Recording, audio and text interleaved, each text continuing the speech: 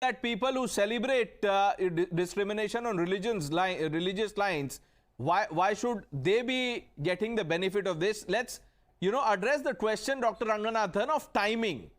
All political parties, without exception, have linked this to polls. So Pranesh, yes, on timing, it is suspect. There is no doubt about it. But then, are we saying that BJP and Mr. Narendra Modi is a sadhu sant and not a politician? That he is not going to extract a morsel of advantage, political advantage, if he can? I mean, whom are we kidding out here? Have we forgotten that he is one politician and there are amongst thousands of politicians, including Didi, who plays timing almost sometimes to perfection? So let's not go down that road. But I wanted to first of all castigate you, because it's terribly unfair that you brought Sai to the debate. The only thing that's been slapped more than the illogic of DMK is a kabaddi player's upper thigh. Sai should apologize. I want to make a couple of points out here, and both are important. One, I want to once and for all dispel all the irrational and illogic of people when they are against the CAA.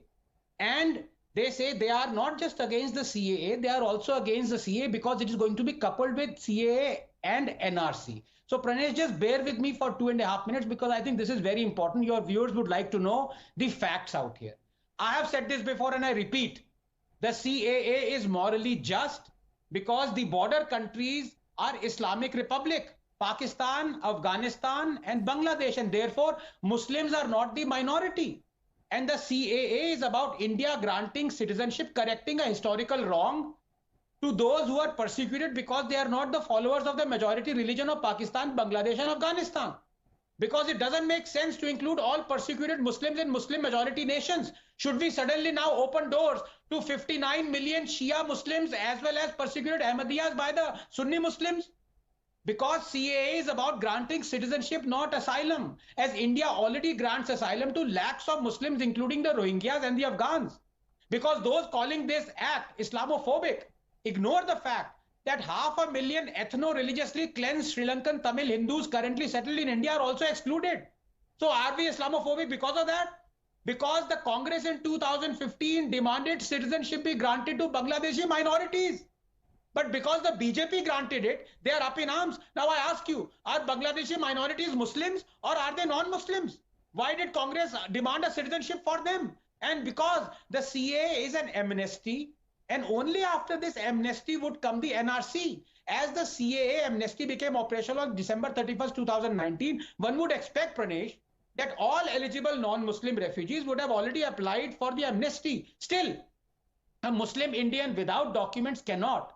But a non-Muslim Indian without documents can still commit perjury and ask for the CAA amnesty, as the latter is applicable till perpetuity. Therefore, in order for both non-Muslim and Muslim Indians to be in the same boat during the NRC, the amnesty part of the CAA should either be repealed or a deadline set for it before the commencement of the NRC. So while I approve of and applaud both the CAA and the NRC, it is worth pondering, Pranesh.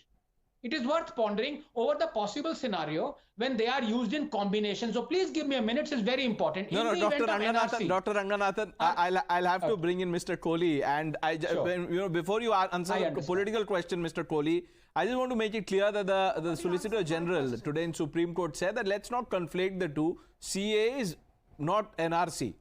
So, that point underlined. Mr. Kohli, answer the question asked by Riju Datta.